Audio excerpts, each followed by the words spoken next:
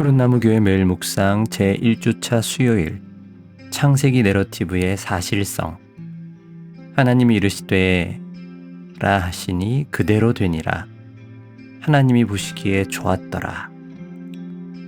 오늘은 창세기 1장의 창조 기사들을 살펴봅니다. 책은 이렇게 시작합니다.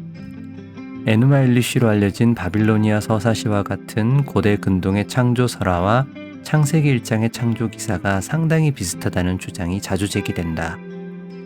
네, 에누마 엘리시뿐만 아니라 길가메시 서사시 같은 고대 근동 문화의 이야기들과 창세기 이야기가 비슷하다는 건 널리 알려진 사실입니다.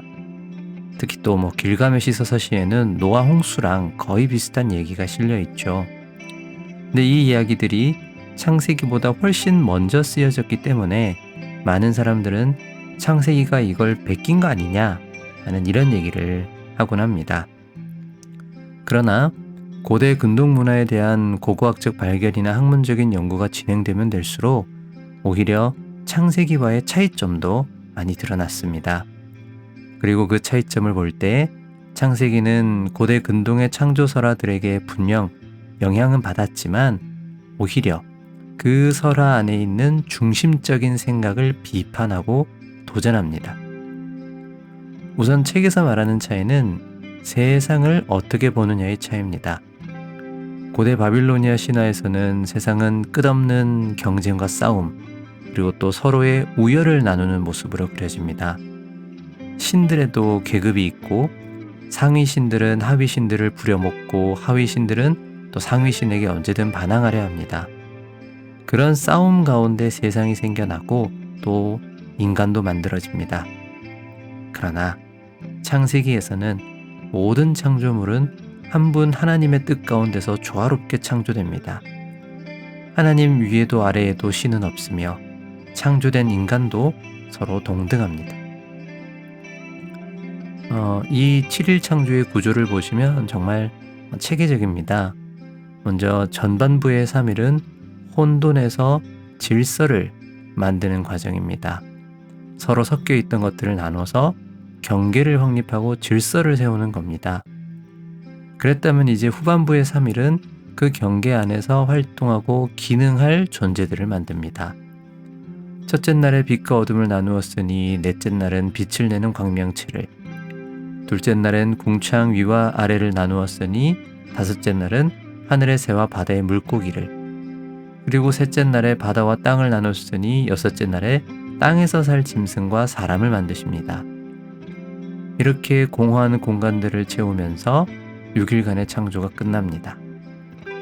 그리고 전반부와 후반부 각각의 창조는 점점 진행될수록 이야기의 핵심적인 이 관심이 땅과 그리고 사람으로 좁혀지는 걸 보여줍니다. 그러니까 이제 땅에서 사람이 살아가는 얘기가 앞으로 할 얘기라는 거죠. 그러고 나서 모든 것이 완성되었다는 의미로 안식하십니다. 이 표를 보시면 느낌이 오겠지만 7일 창조라는 건 진짜 낮과 밤의 하루하루를 의미하기보다 7단계라고 보시는 게 적절한데요. 이것을 존 월트는 성전 봉헌식과 연결합니다. 그러니까 창세기 1장의 창조 기사는 오늘날 우리의 과학 중심적인 관점으로 볼 때는 이해가 안 갈 수도 있지만 고대 근동 문화의 성전 봉헌식과 우주적 성전의 관점에서 볼 때 자연스럽게 이해할 수 있습니다.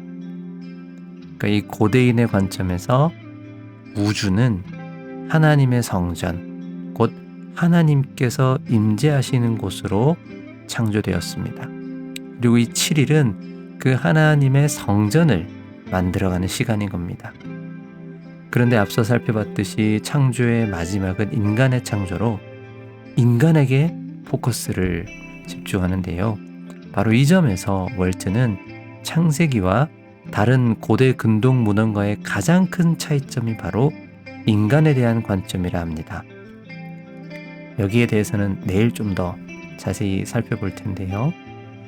오늘은 이것만 기억해도 좋겠습니다.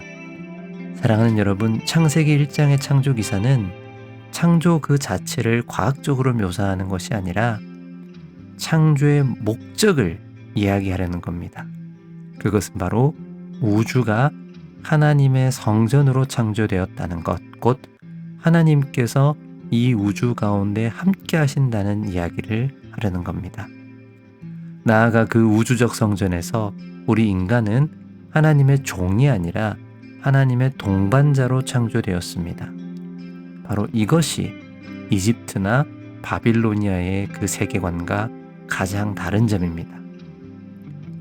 사랑하는 여러분, 하나님은 하나님이 만드신 세상 가운데 우리와 함께 하시기를 원하십니다. 창세기는 하나님께서 이 창조된 세상을 보시며 보시기에 좋았더라고 하셨다고 합니다. 이 세상에 여전히 죄악과 비참이 있지만 그럼에도 원래 이 세상이 선하게 창조되었음을 기억하시기 바랍니다. 서로 치고받고 싸우는 게 기본값인 세상이 아니라 조화롭게 서로 돕고 협력하는 것이 하나님의 원래 뜻이라는 것도 기억하시기 바랍니다. 그 선한 세상을 우리가 어떻게 다시 회복할 수 있을지 우리가 생각해 보면서 우리 함께 기도하겠습니다.